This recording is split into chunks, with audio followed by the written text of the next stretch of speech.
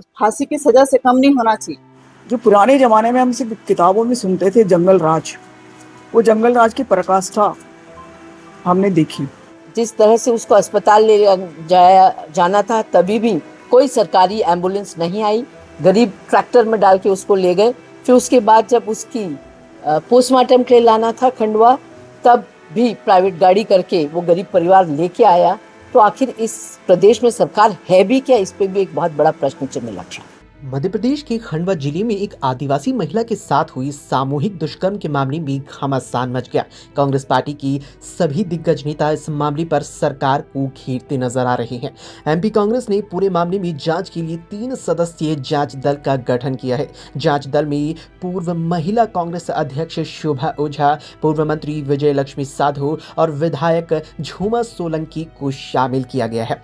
जांच दल को तत्काल घटनास्थल पहुंचकर निर्देश मध्य प्रदेश कांग्रेस अध्यक्ष जीतू पटवारी द्वारा बनाई गई 3 सदस्यीय जांच दल को तत्काल ही घटनास्थल पर पहुंचकर पीड़ित परिवार और प्रशासन से मुलाकात करने की दिए गए हैं। साथ ही पूरे मामले की जानकारी जुटाकर महिला कांग्रेस जांच दल रिपोर्ट तैयार करेगी।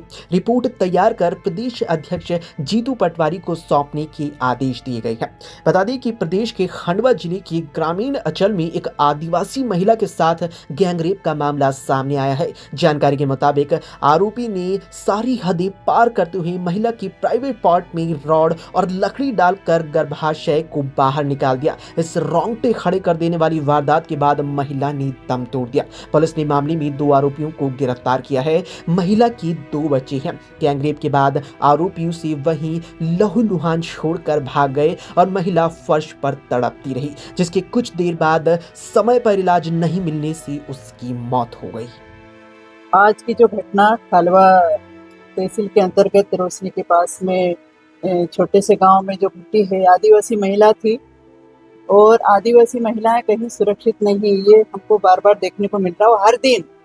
और विजय शाह जैसे बड़े मंत्री के विचार जो सामने आ रहे हैं, तो वो आप सामने घट रहा है, ये दिख रहा है हमारे को। तो हम लोग उनके परिवार से मिले और बड़ा दुख हुआ, बहुत ज़्यादा। महिला होने के नाते भी और जनप्रतिनिधि होने के नाते भी बहुत गहरा धक्का हमको लगा। और उस परिवार ने भी कहा कि कई देर तो हम लोग सोच नहीं पाए कि ये क्या हो गया माँ के साथ। उसके बाद वो संभले, पर कोई मदद नहीं मिली। इसका घोर विरोध हम लोग करते हैं। तत्कालीन उसको मदद मिलती तो निश्चित ही वो बच जाती, उसकी ज़िंदगी बचती और कड़ी से कड़ी सज़ा मिले। फांसी की सज़ा से कम नहीं होना चाहिए। और एक अंदेशा हमको ये भी है कि ये गैंग रेप जो है 2 लोगों से अधिक होंगे। इतनी बड़े कांड करने वालों में 2 की सहमति नहीं है, इसमें और भी लोग होंगे। छानबीन अच्छी कड़ी हो और सीबीआई की जांच भी हो। परिवार में एक बेटा उनका 12वीं तक पढ़ा है, उसको बाकायदा नौकरी लगे और 25 लाख रुपए तक की सहायता मिले, ये हमारी मांग रहेगी। और इसको उठाएंगे, प्रदेश स्तर पे उठाएंगे, विधानसभा के भीतर भी उठाएंगे।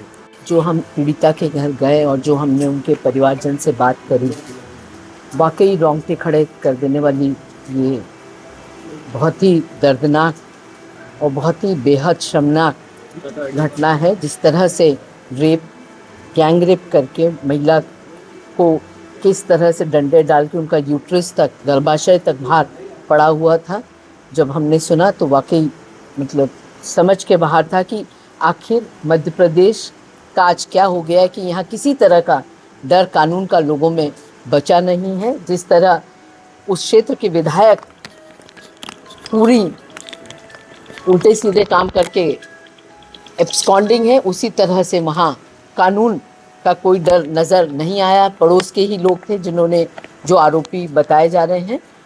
और हम मांग करते हैं कि पीड़िता को जिस तरह से रेप करके उनकी हत्या की गई है, ऐसे में जो भी लोग, एक तो जांच अच्छे से होनी चाहिए। जो कहा जा रहा है कि 2 अपराधी हैं, पर हमको जो समझ आ रहा था कि 2 से ज़्यादा हो सकते हैं, कुछ दबाव में, क्योंकि बहुत ही गरीब परिवार है। तो मांग करते हैं कि जो भी आरोपी हैं उनको फांसी की सज़ा हो। साथ ही परिवार को कम से कम 25 लाख की राशि दी जानी चाहिए। बहुत गरीब परिवार है और परिवार के एक सदस्य को सरकारी नौकरी मिले। और सरकार को भी जगाना चाहते हैं। वो पीड़िता जब जिंदा थी और जिस तरह से उसको अस्पताल ले जाना था, तभी भी कोई सरकारी एम्बुलेंस नहीं आई। गरीब ट्रैक्टर में डाल के उसको ले गए।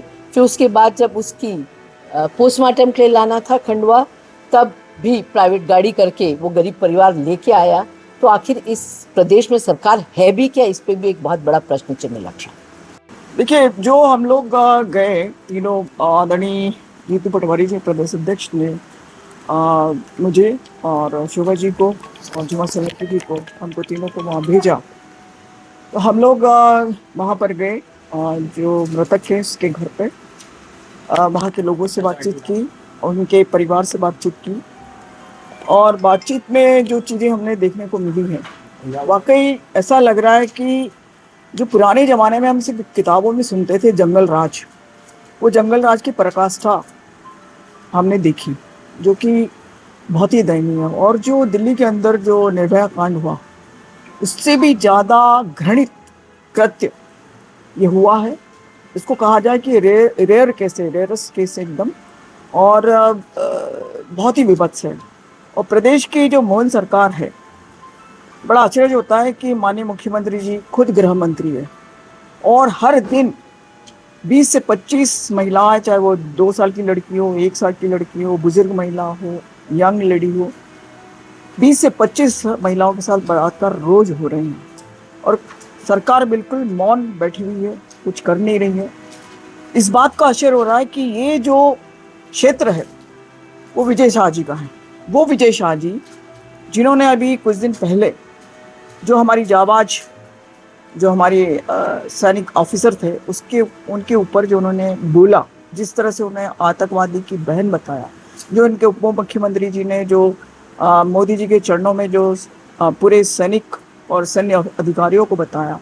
और ये विजय शाह जी का एरिया है, जो रोशनी के पास जो इटा गांव है, विजय शाह जी का। शाह जी जिस मानसिकता के व्यक्ति हैं, जो कुछ वर्षों पहले जो मुख्यमंत्री थे शिवराज सिंह जी की उनकी पत्नी के बारे में जो उन्होंने बोला, और जो उन्होंने एक हमारी सैन्य अधिकारी के बारे में बोला, उस मानसिकता का ये परिचय दे रहा है कि ये घटना घटित जो हुई है।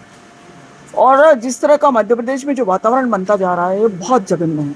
तो हम लोग आज गए, वहाँ मिले सबसे, और अभी हम कलेक्टर को मिलने जा रहे हैं, एसपी को मिलने जा रहे हैं।